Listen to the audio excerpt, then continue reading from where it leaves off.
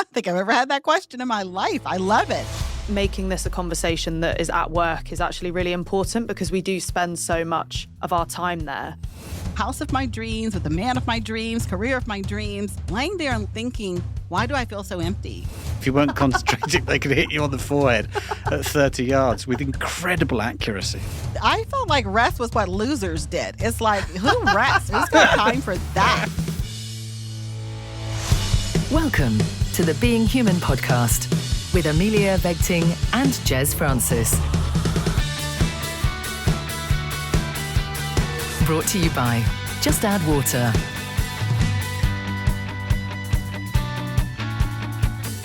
Hello, I'm Jez Francis. And I'm Amelia Vegting, and welcome to the Being Human podcast, where with special guests we continue to explore what it means to be human in this world we find ourselves living in.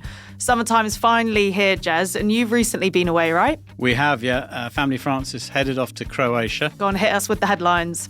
Headlines. Well, spending time with my family, obviously. You don't have to say that if you don't. I do have to say that. They listen.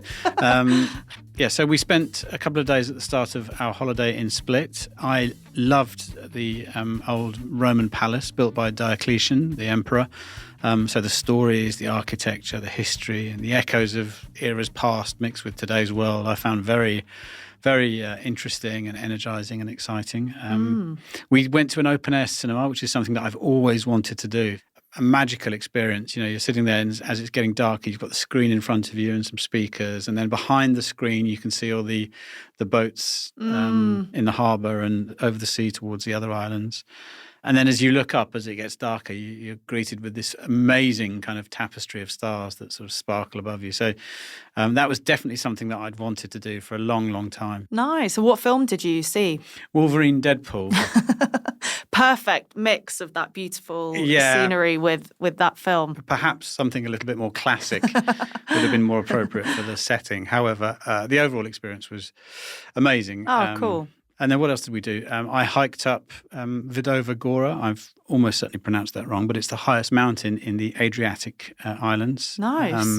And I got halfway up, I got caught in a thunder and lightning storm, which was rather dramatic. Oh, you haven't come back with one of those lightning scars? No, I managed to avoid it. Stay safe, yeah. But it was quite nerve-wracking. But so, yes, a 7-kilometre walk up and then almost 800 metres of ascent all the way to the top, where I was then rewarded with the fabulous views of the Adriatic islands of Hvar and Vis and the Croatian mainland as well. And by the time I sort of started my descent, all of the storms had passed and the rain was gone and the temperature was beginning to soar back up to the high 30s. So my family were all very relieved when I arrived back safe and sound at the hotel some 5 hours later. When you were away, did you feel like you could switch off, from normal life and relax whilst you were out there? I did. I mean, we didn't stop. Purposefully crammed the holiday with all sorts of different things. We have learned over the years that combination of time with family, new experiences, being able to do different things, each of us, switching off from being online, from the media and the news in general. I find that really, really, that really recharges my batteries. Very energising. Nice. How about you, Amelia? Where are you going this summer? I've really enjoyed a summer in London so far. I'm going on my sort of like big summer holiday at the end of September, so trying to drag out summer for as long as possible, I think. But I have been making the most of, the beautiful British countryside that we have here. Recently going away with 3 of my best friends to Kent for a quaint country getaway. And I'm actually heading to the Cotswolds next weekend with my family, which will be really lovely as well. We're so lucky, aren't we, to have all of this on our doorstep, and it's so easy to forget it's there.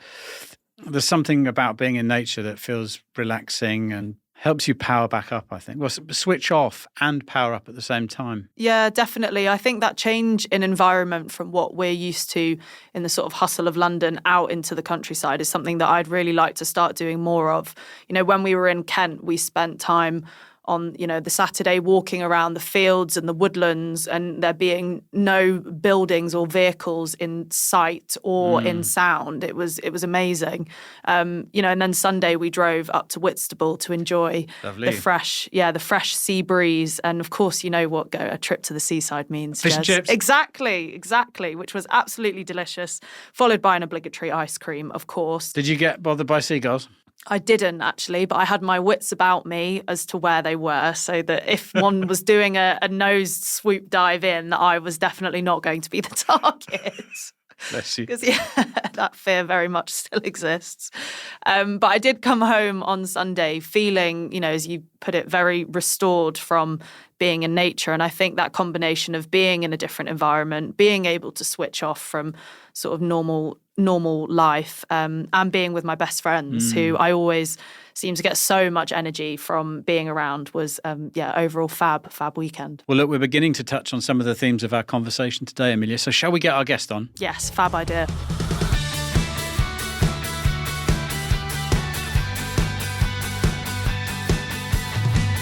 Joining us today on the Being Human podcast is Dr Saundra Dalton-Smith. Dr Saundra is a board-certified internal medicine physician, renowned researcher and author of Sacred Rest, Recover Your Life, Renew Your Energy, Restore Your Sanity. With over 20 years of experience in the medical field, Dr Saundra has become a leading voice and practitioner in the conversation around rest, recovery and overall well-being. Dr Saundra challenges conventional ideas about sleep, focusing on a holistic approach to restoration, empowering individuals to address their work-rest imbalance, reclaim their energy, and live a more balanced, fulfilled life. Dr. Saundra, welcome to the Being Human podcast. It is my pleasure to be here with you. Yes, thank you so much for taking time out of your day to join us. Before we dive into the main topic for conversation, we'd love to get to know you a little bit. So we've got some questions to help us do that. So firstly, what 3 words would you use to describe yourself as a child?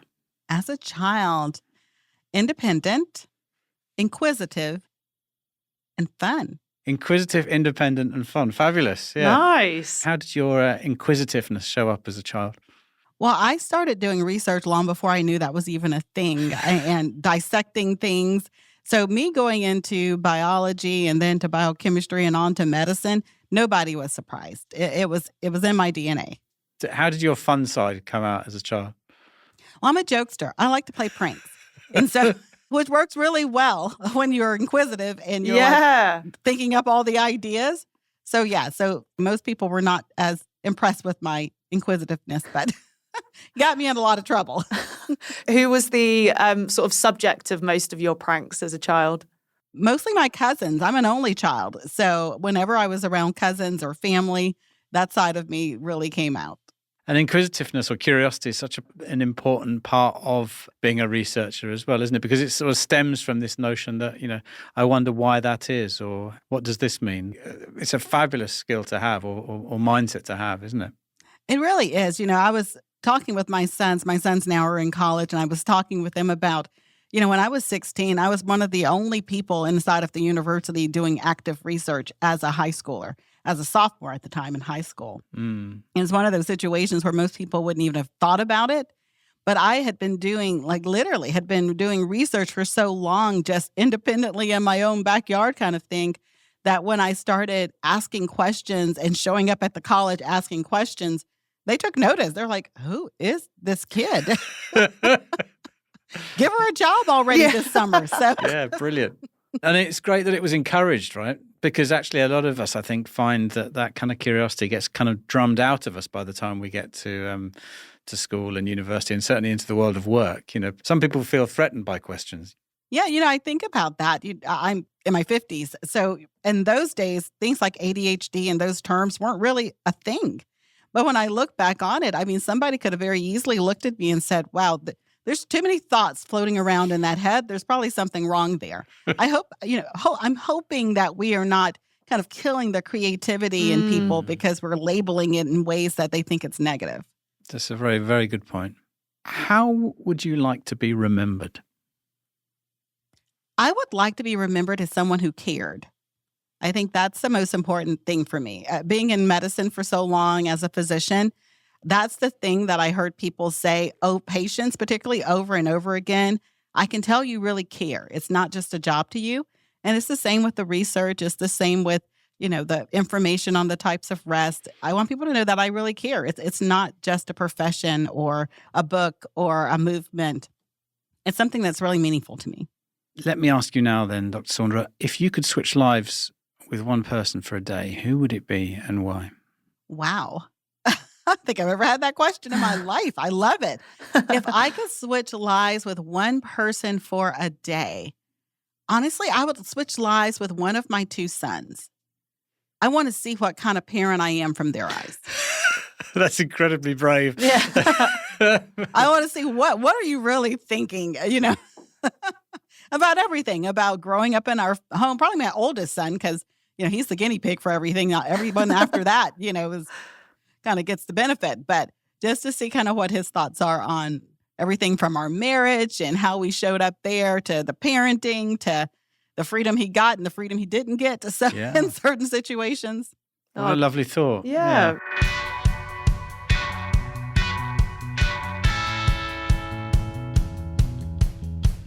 I feel as like we've got to know you a little bit better and sort of what makes you tick and what you care about. So it'd be great if we could start with your journey from what got you here today. So could you share with us a little bit about your childhood and how you decided to go into medicine?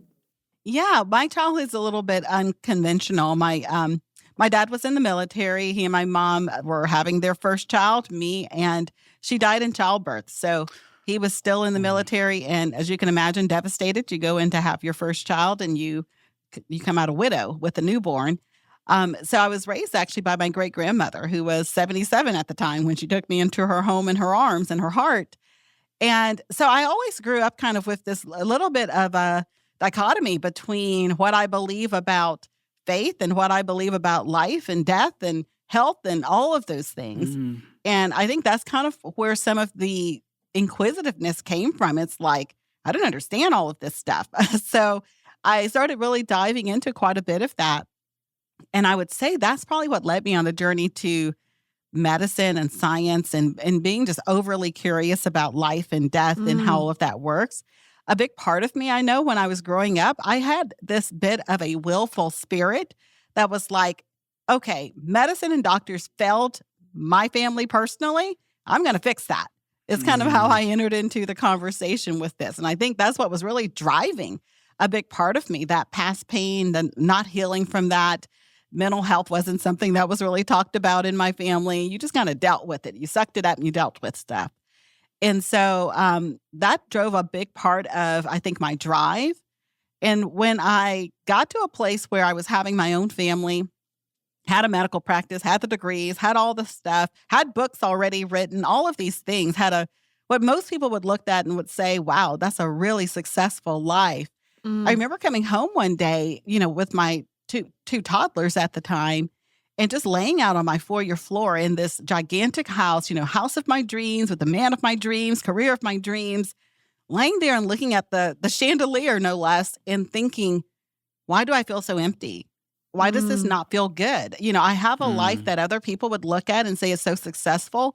Why does it not feel good to live this life? And I think that's when I first started realizing I had burned out. I was so driven and was so focused on the goals that I wasn't really paying attention to if the goals were actually satisfying me and getting me to the place of where I truly wanted to be, what was truly successful, what that looked like to me. So that's the part of my life when everything started to switch. That's when I started researching rest. That's when I started looking at what's important, what's not important, what does success look and feel like to me, what, really getting to the core issues of who I am.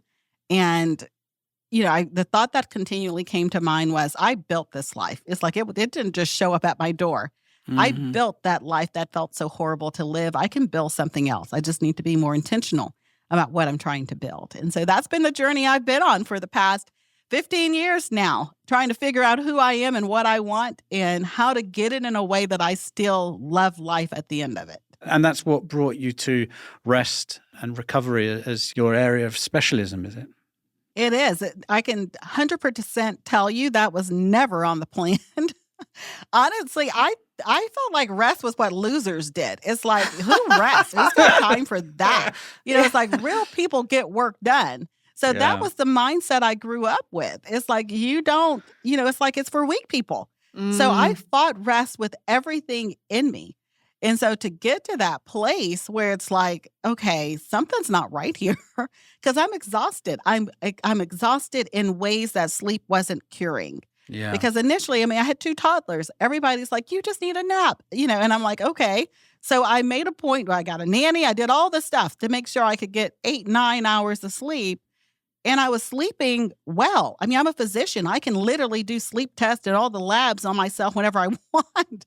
So I was technically, clinically, completely healthy, no issues with sleep, and was still waking up every day exhausted. And I was like, there is something here that we are not fixing. There's something that we are missing, and conventional medicine is not helping me with this. And so the inquisitive kid popped up in my brain and was like, okay, let's figure it out. And so that started the journey. I suppose 2 key concepts there. It's probably worth clarifying the difference. So could you explain for us the difference between sleep and rest and why it's important to make that distinction? Yeah, they're both important, but sleep and rest definitely are not the same thing. Sleep is a type of rest. So sleep gives you some of the types of rest in certain ways. You get sensory rest. Your eyes are closed, so your senses are turned off for a moment, but it's not going to hit all of the types of rest. And I think that's what we need to recognize, that some of these other areas that need to be restored actually help us to be able to get into deeper levels of high quality restorative sleep. I consider rest as the bridge to better sleep, but they're not one and the same. We can't keep exchanging them because I think that's why so many people are still exhausted. They're going to bed, they're focusing all their attention on how do I sleep better? And then there's these other areas that are still depleted and they don't understand why they still are so tired. I think it would be great if we could explore those, in your book, Sacred Rest, you talk about the 7 different types. So I think it's mental, spiritual, emotional, social, sensory, creative, and physical. So there's a lot there. It'd be really good to sort of break those down and maybe explore some of our experiences of how they show up or don't, perhaps. Well, those are all 7. And I would probably say when we're thinking about the 7 types of rest, I tend to divide those 7 up into kind of 2 categories. The ones that most people have at least thought about, which include the physical, mental, and spiritual. Those are ones that a lot of people have at least thought about. However, sometimes people don't separate the brain into the different compartments of it because the different compartments fatigue in different ways. And so that's where we divide it up into also emotional and sensory, both of which also go through the brain, but exhausted in a different way. And then we have creative, as I mentioned, that deals with our inspired part of ourselves. And then we also have social that deals with the relationships that we're in and how those relationships actually pull on our energy as well. So, I think for each of the types of rest, it's important for every person to kind of look at their own lifestyle, look at their career, because certain careers pull more in certain areas, certain lifestyles do. And so it's very individualized which of these 7 you may have more of a deficit in and which ones you may already be excelling at. So if we started with the first 3 that you mentioned, perhaps you could just give us a sense of a description for each and an example of what that looks like to bring it to life for us and for our listeners. Well, let me start with this. Physical rest divides into 2 categories. It's passive, which includes sleeping and napping, which we're all familiar with. Yeah. Then there's an active component of physical rest, which basically is taking into account how your body feels throughout the day. So everything from your circulation to your lymphatics to your muscle flexibility and how your muscles integrity, how it feels, whether they're loose or tight. And so physical rest includes things like yoga or taking a leisure walk, not where you're trying to exercise, but you're just trying to improve your circulation. It includes things like using a foam roller. It includes things like the body ergonomics of your workstation, being aware of the chair you're sitting in and what your posture's like and whether or not your spine's in proper alignment. And if you have shoulder pain or neck pain or swelling in your legs, all of those types of symptoms, body aches and pains that don't have a specific medical condition that anyone can find attached to them, tend to be related to a physical rest deficit. Your body has its own level of stress and toxicity that is not being restored and improved upon. When I can, I try and take a Pilates class. And I always, even if I'm tired and sort of, it's at the end of the day, I always come out of it feeling energized and renewed and stronger. I'm always quite surprised by that. I don't know why, but maybe it's because it's exactly the point you're making there around that sort of active physical rest. Yeah, because our bodies get toxic, whenever, especially a lot of us have jobs that have you sitting for long periods of time, or you may have a job that uses your physical body in a way that you're not even really cognitively aware needs to be stretched out. An example would be someone who, let's say, is working, I mentioned nannies, let's say someone who's working with kids, or even a elementary school teacher, and you're picking up these little 30-pound bodies all day long. You wouldn't think, I could have shoulder pain related to that. If you went to the gym and lifted 30 pounds over and over, you would stretch out after that. Moms and dads lifting their kids all day long, don't do that. They don't stretch out, but then they wonder why their neck and shoulders and back are tight and tense. That's the thing. It's like being aware of where you're using energy and then taking the initiative and being proactive in releasing some of that stress and tension. So what about mental rest then? I think that was also in this first category that Yes. could you give us a description of that, please? Mental rest is looking at, well, let me say this. Most of us have experienced already. That's the example of the person who is laying in bed and they're exhausted and they can't get their brain to turn off. Yeah. They're thinking all the thought, they're processing information. It also shows up if you're someone who finds that you are forgetful or having a hard time concentrating and focus.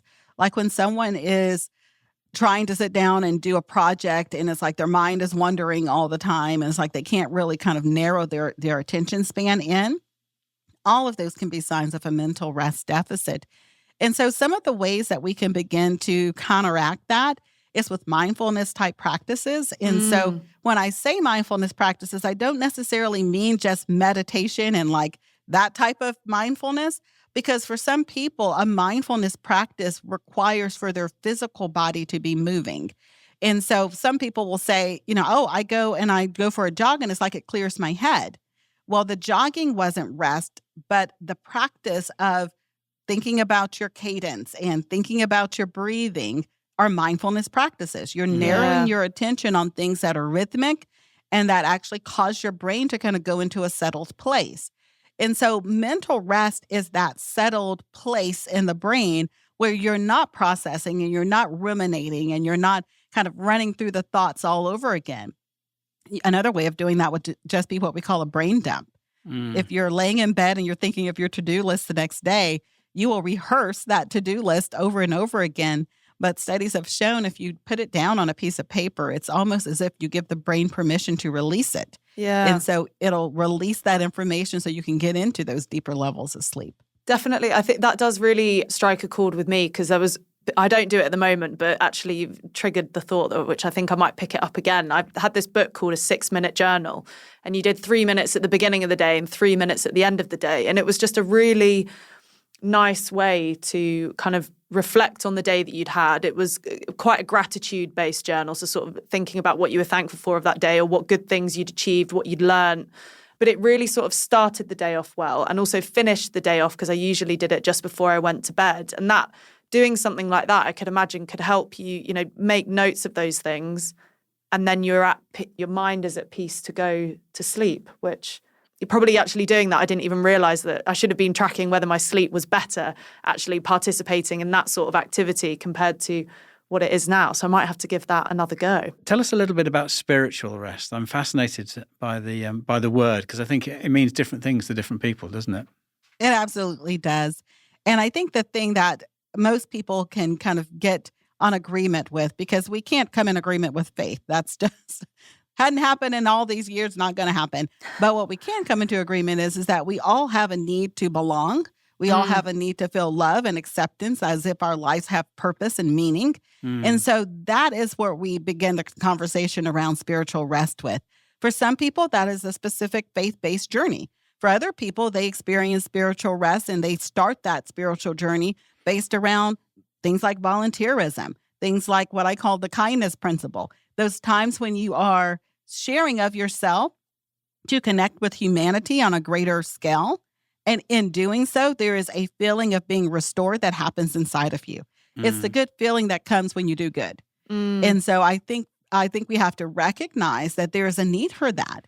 There is a level of human connectivity and compassion and humanity in each of us that wants to have that type of sense of belonging and acceptance. And so we have to find where are those places that we experience that. In the workplace, we can do spiritual rest. I do a lot of trainings across the world with corporations where we work with companies that have people that are burning out or on the edge of burnout. And that's one of the things I work with leaders about. Telling people that you appreciate them, that you're thankful for the work that they do. Showing empathy in times during situations. Confronting things in such a way in meetings that people feel valued. That is bringing spiritual rest within a company because people leave there feeling humanized and not as if they're just another commodity that can be replaced. That connection to one another and the absence of feeling afraid or fearful about what others think of you, I think is so important. And it definitely starts with humility. Absolutely. We talk about, don't we, not thinking less of yourself, but thinking of yourself less.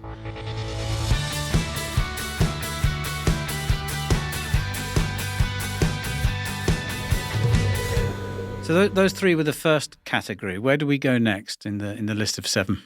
Well, we kind of have naturally started talking about emotional rest just because emotional rest is a big part of that human experience for a lot of us. You mentioned those times when you feel the liberty of being able to share yourself. That's really what emotional rest is about.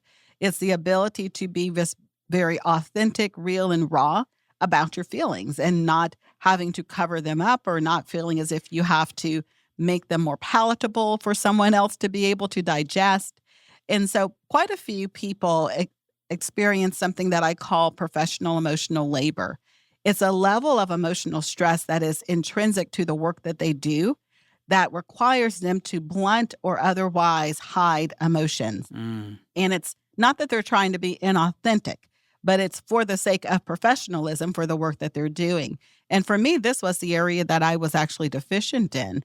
As I mentioned, I'm an internal medicine physician, so I work in the office as well as the hospital. So I'm in the ER and the ICU at times.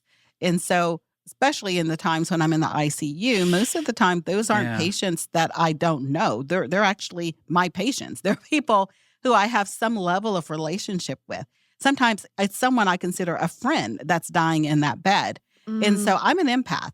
And so my emotions are tied into relationship. I think that kind of showed up in just how I answered some of the first questions. And so for me, everything in me may want to be bursting out into tears over my friend who I know medically is not going to leave this ICU. However, you would never see a tear shed from my eye. I've trained my emotions to shut down to do the work in a way that's professional because I know my nursing staff, the patient's family, the patient who wants to see their doctor crying. That's not a good look. It's not a good situation. So I've trained myself to shut that down. So have police officers and frontline workers and people on the military. There's as well as the person who's serving your coffee up at Starbucks who probably got yelled at right before it was your turn because they got the order wrong. A lot of people are having professional emotional labor. They're having to provide good customer service, keep a smile on their face when someone's being a jerk to them, or shut their emotions down so they don't burst out in tears in the wrong situation, which is fine. That's a part of the job. It's a part of the job. So don't hear what I'm not saying. That's a part of it. Nobody should be sharing their emotions with everybody all the time. But there has to be a time when you do share those emotions. You can box it up for long enough to do a level of professionalism, but there has to be a moment when it's released, whether that's with a trusted friend, a spouse, a counselor, a therapist, whoever you feel safe enough to have that level of release. And that's what I feel like is missing in many situations, particularly if someone has a spouse and or a family member and they don't have these conversations with that person because they fear they're going to trauma dump. Yeah. And nobody wants to bring their work home. So we don't talk about it and we hold it all in till we implode.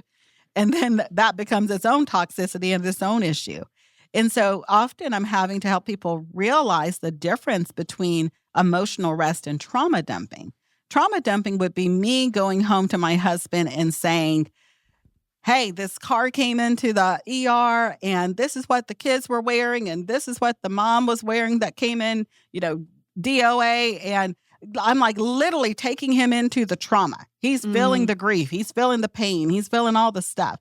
I would never do that to someone I love. I don't want to be there in that situation. So I would never bring them into that situation.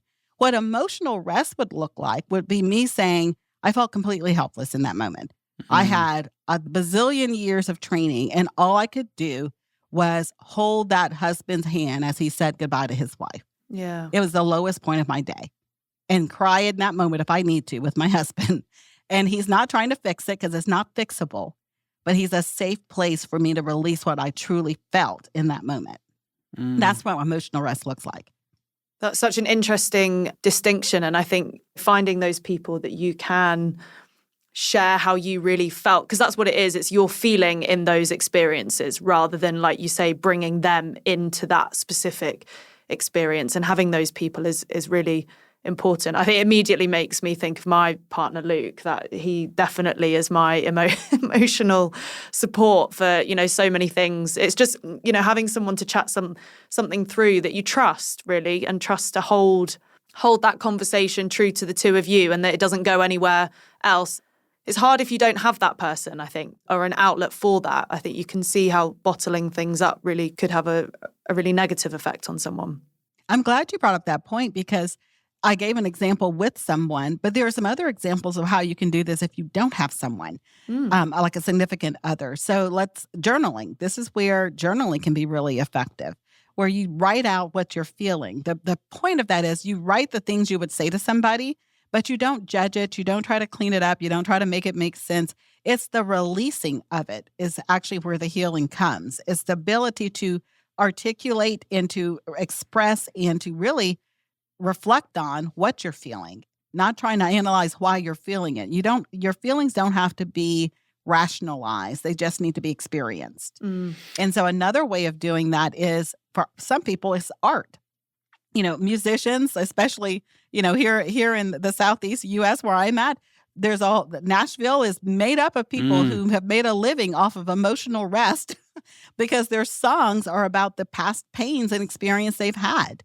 And so if you're someone who finds that strumming your guitar or playing piano when you're stressed out seems to make you feel better, that's emotional rest. You are expressing yourself through an artistic form. You don't care if anybody likes what you're playing. It's not for them. It's actually just for you to be able to have that release. Where do we go after emotional rest?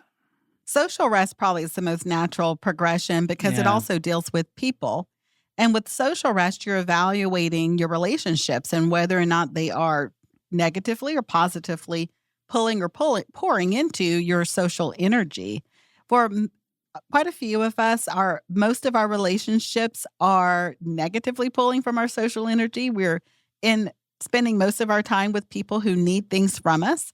Our parents, our kids, our coworkers, our clients, all pulling from our social energy. They need. So then we have to look at who are the people in our life who don't need anything from us. We just enjoy being around. They're life-giving. They actually pour back into our social energy. And so that can be your kids and your spouse and your family. However, it takes a level of intentionality to make sure that those relationships haven't become one-sided. Because oftentimes they do, where you're always pouring and you never allow yourself to be on the receiving end of that, where you're getting poured back into.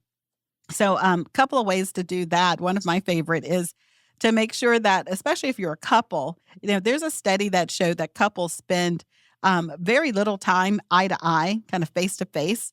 That's how most of us fall in love with our person. But after we're like in a relationship, you spend more time face to everything else, face to kids, face to screens, face to bills, all the things. And so just having that level of intentionality of looking in the eyes of your person and asking the question, how was your day? Because it combines that social and emotional rest. You're actually connecting with someone and don't allow them to say like fine or one of those one-word answers, but actually having them express how was their day. And it works with your kids too. I spend a lot of time in youth groups. I get invited to a lot of teen camps, interestingly enough, because teens are a very stressed out group. Teens and college students, a lot of universities I spend time with trainings there, and they're very stressed out. And it's really interesting because one of the things that they're constantly saying is that when we do like group exercises, like retreat type exercises, is that I don't see this modeled anywhere. They're like, I don't know how to do emotional rest. My parents don't do it. Nobody does it on Instagram. So it's like, they're like, I don't know how to do that. And so I think it's important to even if you have kids to begin to have those kind of questions. When I first started this and I'd ask my teen sons, how's your day? They're like, oh, it was good. And I literally would have to like put a hand on their shoulder. And of course that causes them to look up like, why is mom touching me? And we're eye to eye now. Well, it's like me looking at my son's like 6 foot and I'm 5'2". So it's like, and I'm like, no, really, how was your day? Tell me about it. And then looking at my eyes, you can just see the person kind of melt a little bit. They're like, oh, she cares. Okay. Let me step back from my busy for a moment and actually connect with her. And I find that it's something that is so rare now in our culture. We're so busy. We're so rushed. Just like, grab your food on the way out the door. We can't even sit at a table to have a meal together. Find some way of reconnecting with the people you care about. 2 left. Where would you like to take us? We can go to creative. Creative, you mentioned something about music. And so creative rest is allowing ourselves, allowing beauty to birth something inside of, to kind of crack open creativity inside of us. And so that can be natural beauty, whether it's the beach, the mountains, the trees, or it can be creative beauty like music, art, theater, dance.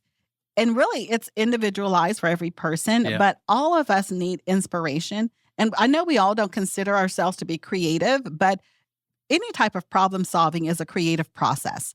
So whether that be you're a physician having to come up with diagnosis, or you're a teacher trying to figure out how to teach auditory and visual learner at the same time in the same classroom, we are solving problems all day long. So we're using creative energy. And then we have to be very intentional about putting beauty and and inspiration really back into our day to get that. I think that as we were sort of discussing earlier, I recently spent a weekend away being in fields and then by the sea. And exactly what you were just saying, the sort of walking around and just being appreciative and admiring the environment around you brings about an energy that sometimes you don't get when, especially us based in London, and whether you can get energy from architecture as well, I think, but sort of appreciating that beauty. But there is something about the natural environment, looking at that and feeling inspired by it. I totally hear what you're saying, and it's something I'm going to try and do more of, get into some more naturally beautiful environments for inspiration and creative rest, which I now have a term for it, which is great. I think it's the randomness and the broken patterns and the different colours that exist in nature and around us, and the different sights and sounds and smells and those things that certainly for me, I always come back energised from taking time out in the sort of the natural beauty of the world, as well as the creative arts as well.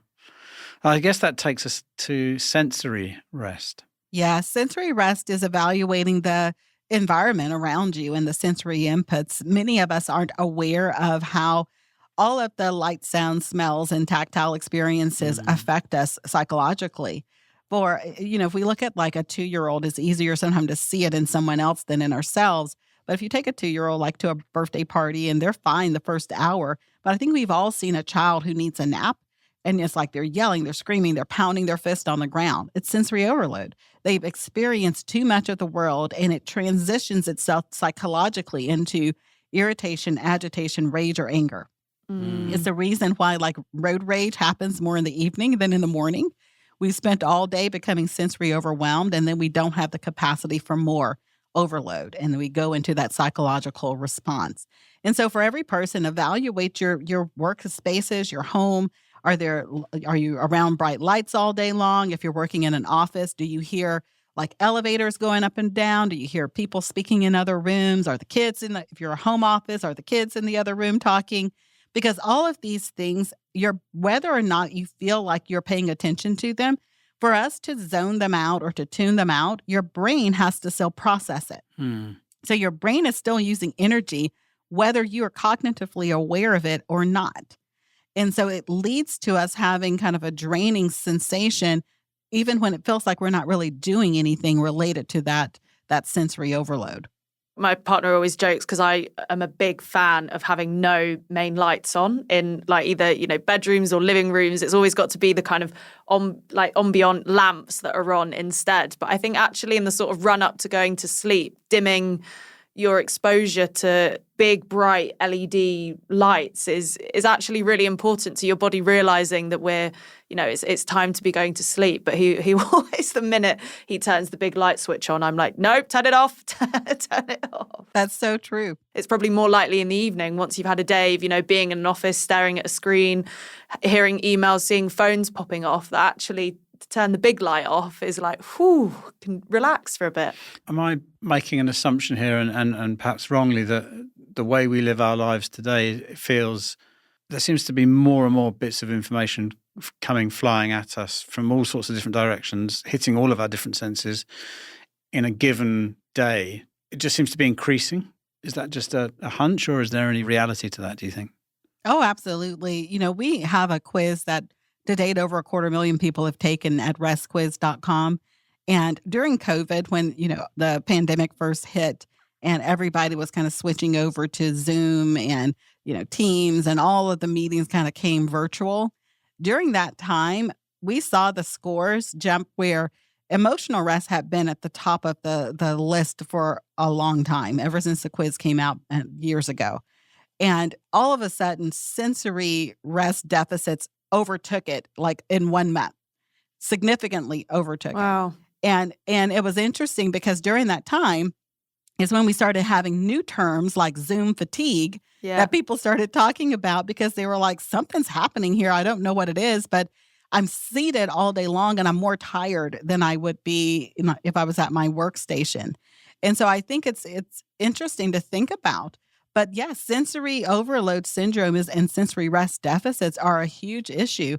And our cell phones and our devices and kind of the way we live our lives really does lend itself to it becoming worse. What's at the top at the moment in the sort of data you're collecting from people filling out that survey? What are generally people most deprived of?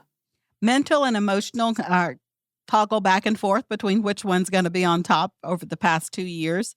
And really, it just depends on, honestly, we're seeing a lot that depends on location. Like in the U.S., there's a election coming up. So a lot of high emotions going on related to that. So that's kind of overtaken things. 6 months prior to all of that, it was mental for a while. And that was staying on the top. And I feel like a lot of us tend to keep mental rest deficit just because we are over processors. We're always thinking and processing and multitasking, and that all leads to mental rest deficit. Are there any golden restorative practices, habits or rituals or things that we can develop that hit more than one different type of rest that can help us across the board? Yeah, and that's the beauty of it. You mentioned like regarding creative rest about some locations and places you like to go. There's so many studies, and really a big part of the work we're doing is helping people understand how to incorporate some of these restorative practices in the middle of their busy day so that they don't have to carve out time for a vacation, because vacations can't be a burnout prevention strategy. They're too few and far between. It has to be stuff you can integrate into your day-to-day practices. And so it's looking at which of the 7 types of rest you're most in need of and kind of focusing your attention on the areas where you are expending the most energy and not restoring it or don't have a process in place to restore. So things like you mentioned jogging or going for a walk outside. Well, if you're inspired by the place that you're walking, That can include creative rest. If you're, if it's a situation where you have noise cancellation earphones on because you're not wanting to have a lot of outside extra noise, especially if you're walking or running in the city, you're adding a bit of sensory rest deficit to that. If you're spending time with someone, and let's say that time is spent at a theater where you're going out to dinner and you're going to have a conversation beforehand, you've combined a little bit of that social rest along with an activity that can inspire you as well. So it's the intentionality of it. It's being aware that you can be expending energy in one area, like the jogging, where you're not physically resting, but you're getting restored in other areas while you're doing that. And you can be getting restored in multiple areas at the same time. But unfortunately, when we are not intentional, what ends up happening is we might say, oh, I rested on the weekend. And what we did was we laid around on the couch watching Netflix. And what we did was actually more escapism than it was rest, because there wasn't any intentionality to it. Nothing specifically got poured into. You just stopped. And stopping, cessation, that's not rest. That's not always actually restoring. It's not pouring back anything in. It's just stopping the bleeding, but it's not bringing you to a better place. Moving away from, us as an individual exploring those 7 practices, how do you think workplaces can encourage environments that promote and prioritize employee rest and well-being? Yeah, every one of the types of rest, all 7 of them can be done in the workplace. And really, from my standpoint, with my company Restore Assist, that's the whole mindset around it, is because we spend most of our time in the workplace. We don't spend it at home, and we definitely don't spend it on vacation. So we need to be able to realize that these are soft skills that people have to be trained, especially if they are in situations or work or environments and fields that are high stress. A lot of people leave their profession because of the stress related to it. They don't have healthy work-life integration practices. They don't know how to make these things flow in a way that are healthy. So they live in survivor mode rather than being in a situation where they understand that they have to have a strategy in place to restore themselves regularly and routinely. And so practices that can be done at work, like thinking about your workstation, being aware of the sensory environment, and having some sensory deprivation practices built into your work day, thinking about the relationships that you have with people and whether or not you give employees opportunities where they get that spiritual rest, humanity-based human spirit connection with people at work, so that they become good internal advocates of your work and they're actually feel as if they understand the purpose and the mission, not that it's your purpose and mission, but that it then becomes a part of their purpose and mission. So it has to be integrated in some of the language of how we do leadership. And so personal management and personal leadership is really what this is all about. It's really what the whole rest conversation is about. How do I lead myself into better health and well-being so that I can then lead my family, my community, every person that's connected to me into healthy places? And if you had a sort of magic button that could make anything within the space that you're working in right now happen, what would you sort of hit the button and wish for? I would hit the button and the button would say rest revolution. That's what it would say. So that all of a sudden people stop having this one-sided conversation about a sleep revolution that started years ago. And it was a good place to begin, but it has to evolve if we're really going to get any handle on the chronic stress and burnout situation that is taking over right now. Thank you, Dr. Saundra, so much for coming on and sharing all of your work with us. I think that it's been a really amazing conversation. Yeah, very uplifting. Thank you so much. Oh, it's been my pleasure. Thank you.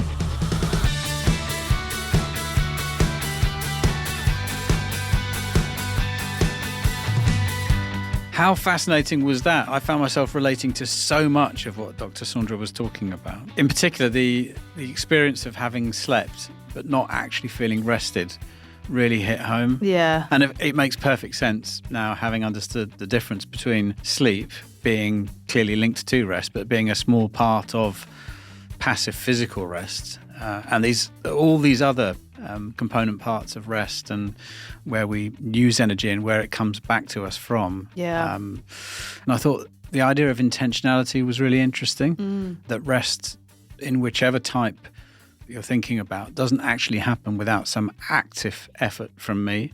So the idea of just lying on the sofa and watching TV maybe actually taking more energy away from you than that activity is giving back. Yeah, exactly. So I thought that was really thought-provoking. And I really like the idea that you don't have to wait until the end of the day or the weekend in order to engage in restorative practices. I think for too many people, the idea of a work-life balance is that work is draining and life outside of work sort of pours back into that. What Dr. Saundra was saying is that you don't have to function like that, that actually the idea that practices that can help you rest can and arguably should happen as part of the workday, I think will be a really welcome insight to lots of people. Let me ask you, Amelia, which type of rest do you think you have the biggest deficit in, and what would you do about it? Well, I do think the first step for me is I'm actually going to take the quiz that Dr. Saundra mentioned in that podcast, because I think however much you think you know, there's probably something underlying that, you know, doing a bit of digging will help. But I think as we were talking to her, it's made me realise how perhaps I'm actually more sensitive to sensory rest than what I first thought about. You know, I often find myself, if I need to shut off things around me, I'll put headphones on that have, you know, just classical music in, or, you know, like I said, not wanting the big light on, having my phone screen and my computer screen brightness is quite low, which is something I hadn't really put those pieces of a puzzle together, I guess. So I think maybe I should be perhaps a little bit more intentional about that, and that might make me feel a little bit more restored. So I'll keep track of my sleep and let you know how I get on. But I also think that the point, and I think you've sort of touched on this as well, about making this a conversation that is at work is actually really important, because we do spend so much of our time there. So, you know, thinking about the work, especially, you know, some of the work that we do and how we can support individuals, leaders and organisations to be more cognizant of the different areas of rest, and therefore, you know, where you could concentrate on some small practices that are developed at work that help keep people energized and fulfilled, rather than potentially leading down a route of bad practices and behaviors that, you know, could result in burnout within organizations, I think is a really interesting conversation to explore.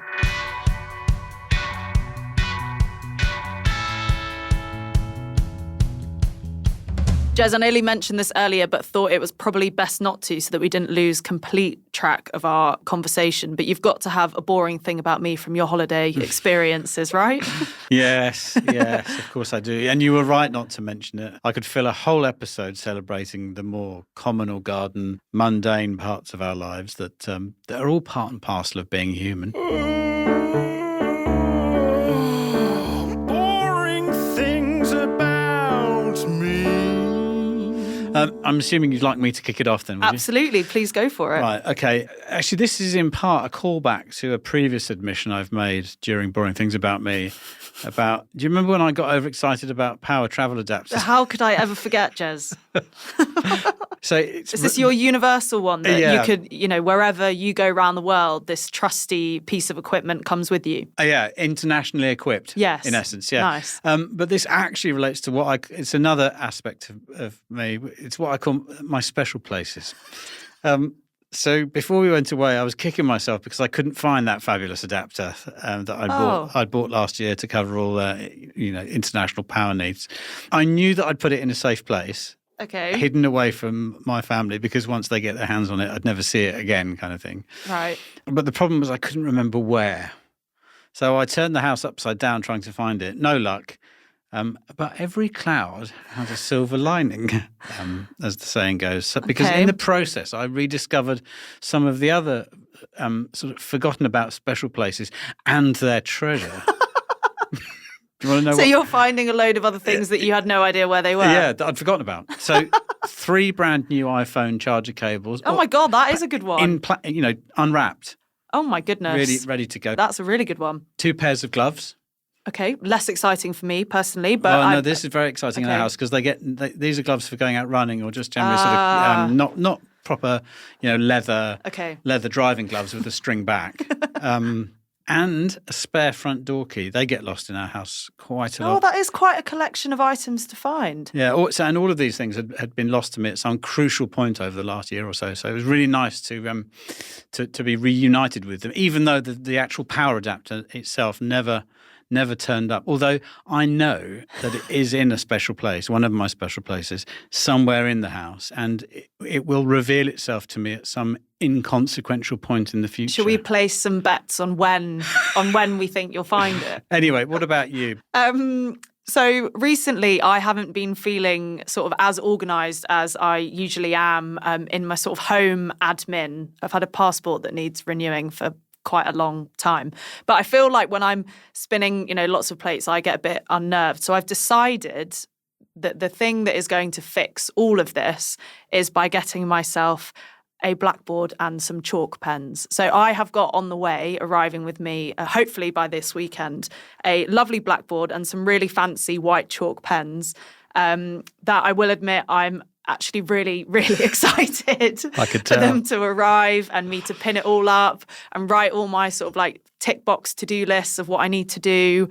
It is probably slightly boring how excited I am about receiving this, and I'll have to update you on whether a blackboard and some fancy pens manages to fix all of my disorganisation in my home life. So you won't have the actual sort of sticks of chalk. No. And the noise. Remember the noise? Yeah, no, horrible. When you were at school, did they still use chalk on blackboards? I'm afraid I was a whiteboard primary school. They very much used it when I was at school, and we had. Well, everyone knows that nails on chalk. It makes you feel. Was that. But we also had several teachers that were incredibly accurate with a bit of chalk as well. If you weren't concentrating, they could hit you on the forehead at 30 yards with incredible accuracy as well. Well, thank you so much for listening to our latest episode of the Being Human podcast. Please do hit the follow button and leave us a review on whichever platform you're using. And as always, we would love to hear from you. So if you've got suggestions on topics that you would like us to explore, or if you think you make a brilliant guest, or if you'd like to talk to us about some of the work that we do at Just Add Water, then please do get in touch. We would always love to hear from you. Thanks for listening. You've been listening to the Being Human podcast. Brought to you by Just Add Water. Nurturing individual brilliance, forging collective strength.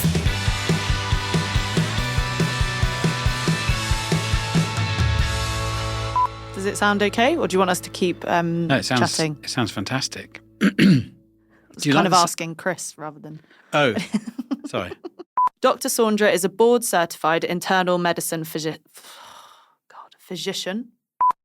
Okay, Danny, we need to do that again because I sounded like an absolute hooligan at the end, yeah.